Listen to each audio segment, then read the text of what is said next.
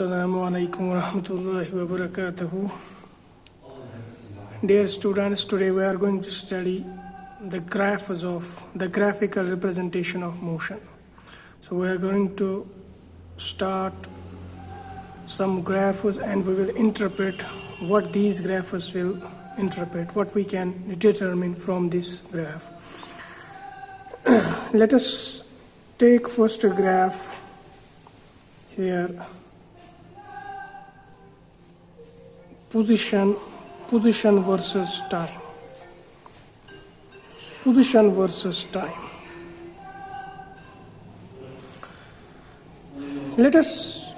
We actually get the graph like this. When the object case, first we will take object at rest. So position versus time graph will be always, it will be parallel to time axis. For example, when time was 0, so let us say initially it has covered some distance, it is away from the origin, say 1 meter, this is 2 meter, and this is already away from the origin at a distance of 3 meter. Now after 1 second, 2 seconds, 3 seconds, so after time passes, the position of the body does not change, it remains same. So this graph depicts that the object's position does not change with the passage of time, so this indicates that object is at rest. So when the object is at rest, position time graph, it will be always parallel to time axis, and here theta means slope, it will be 0 degree. So it is 0 slope graph. So slope is 0. Theta is 0 because the graph is parallel to time axis. Now there is one more graph. If the object is having uniform motion, let us draw the distance versus time. So when there is uniform motion, so we get the straight line graph, linear graph, and with fixed slope. So this is the distance versus time graph. This shows that the object is moving with uniform speed, constant speed. And let us generally calculate that. For example, if we select 2 points on this graph, say P, say Q. At this particular point, when it has traveled some distance, let us assume it has traveled x1, that time it was t1. After some interval, another point we got at t2, there will be distance different x2. So we will just complete this triangle. Here again it will be theta, since this is theta, this will be also theta, PQR, because these are the corresponding angles. So we have here triangle. Now there is change in distance, so we'll denote this delta x. There is change in time, delta t. I have already told that slope of the graph can be determined, that's equal to tan theta. So slope is always equal to tan theta. Tan theta here, it will be perpendicular by base,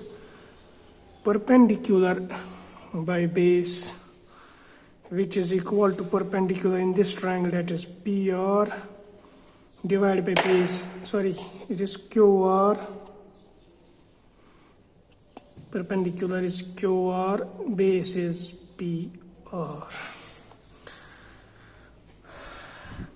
That's equal to PR, QR is del x, change in this change, divided by PR is del t. So it is the ratio of distance by time. We know that is speed. So slope of velocity time graph, distance time graph gives speed. So from this graph we can find if you are able to find the slope, that slope will give us the calculation of the speed from the graph. This is the case when the object is moving with And this speed, this shows that the object is moving with constant speed, uniform speed. And the object is having uniform motion. Now there are some more graphs. Let me take another graph. Another graph, if the object is moving with non-uniform speed, having non-uniform motion, if we try to plot the graph, distance versus time, it will vary. It will be non-linear. It will be the non-linear graph. So this is non-linear graph. And we know in terms of non-linear graphs, slope varies. At different points, there will be different slope. So slope varies. This happens in case of the non-uniform speed, non-uniform motion. So slope varies. So you have to take different slopes at different points of this graph. So these are the distance time graphs. Now let us take another graph, velocity time graphs.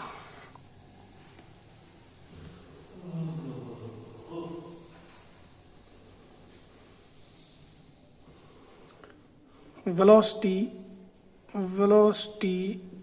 time graphs. This is velocity time graph. If the acceleration is 0, the graph between the velocity versus time, it will be again parallel to time axis. This shows that acceleration is 0. So theta is 0. Slope of velocity time graph gives acceleration. Here acceleration will be 0.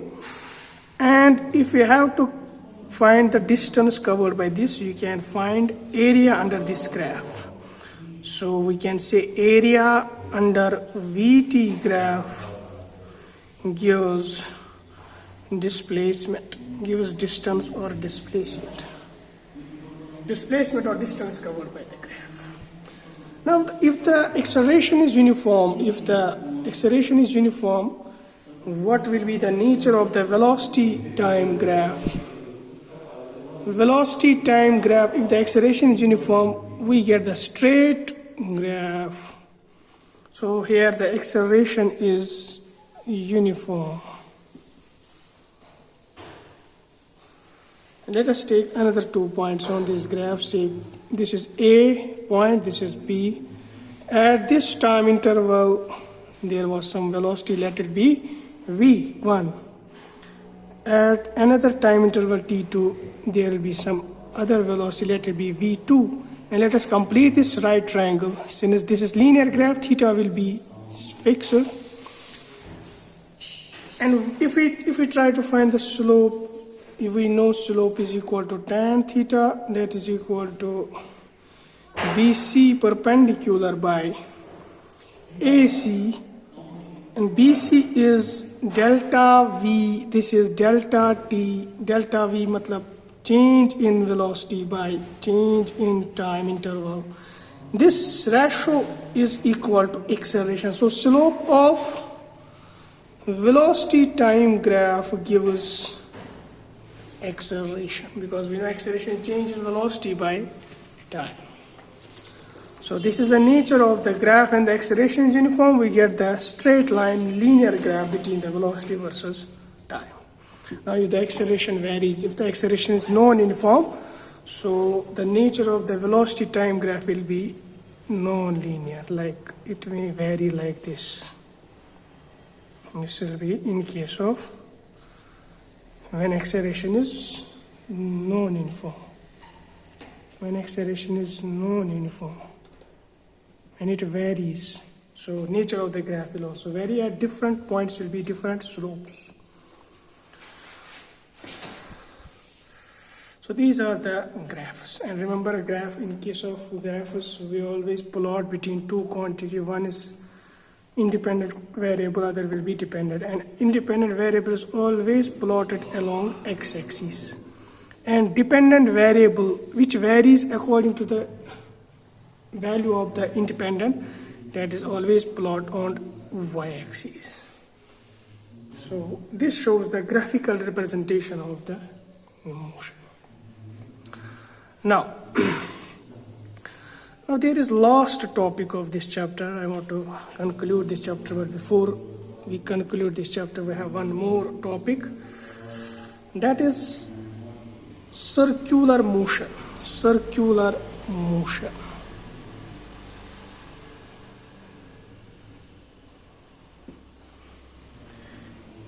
It is that motion, we want to define it as that motion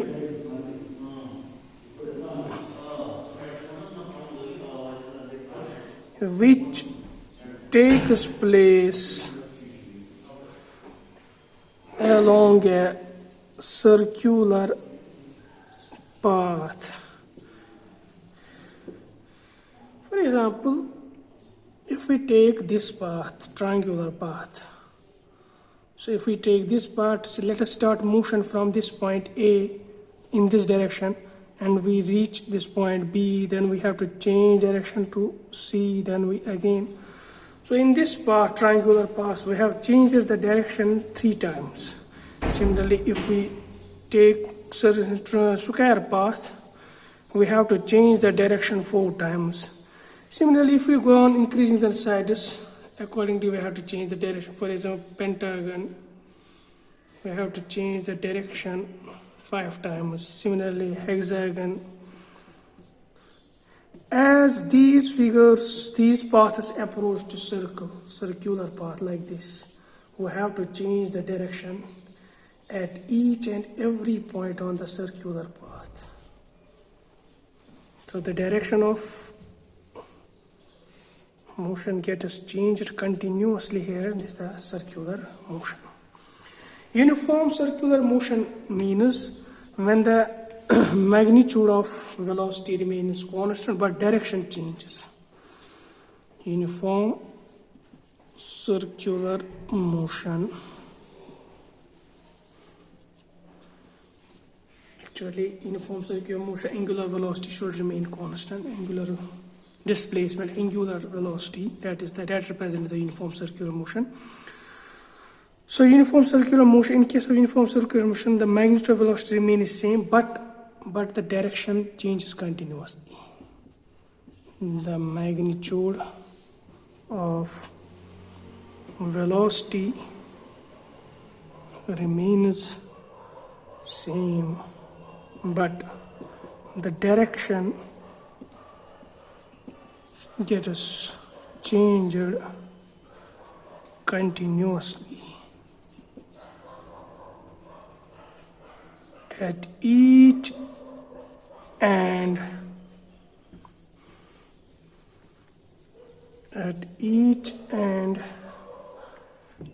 every point on the circular path.